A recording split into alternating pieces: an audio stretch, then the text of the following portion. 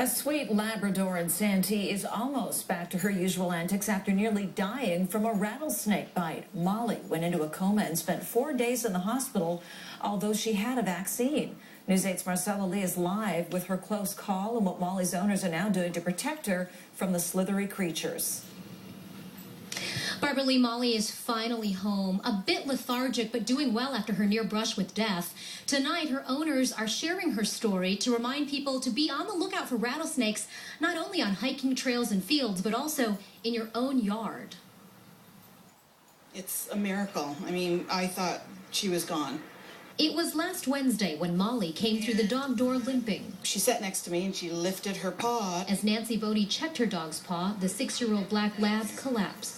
And her head went down and she became unconscious. She was in a coma. But Nancy couldn't move the 100-pound dog by herself, so her husband rushed home to help. And by the time they got Molly to the pet emergency hospital in La Mesa, no one was sure she would survive.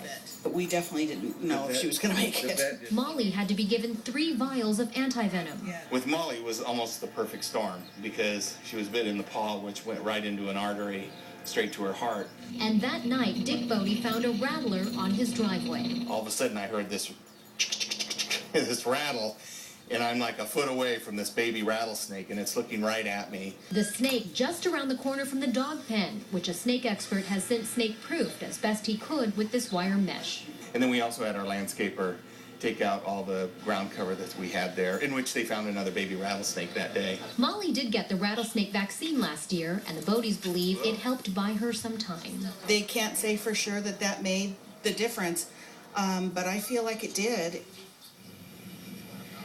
Molly's vet bill was $7,000, but the family says it could have been much higher. And the Bottes say the vaccine, which runs about $30 to $40, is definitely worth looking into because the night before, this dog right here, this is 1-year-old Ruby, she came in from being outside with a swollen face. The Bottes at the time thought it was just a bee sting, but now believe that she was bitten by a rattlesnake as well. Ruby had just gotten her rattlesnake vaccine 2 weeks prior. Barbara Lee?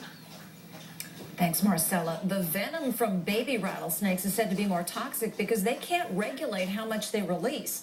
Experts say rattlesnakes are most active in the morning and late afternoon and at 80 to 90 degree temperatures.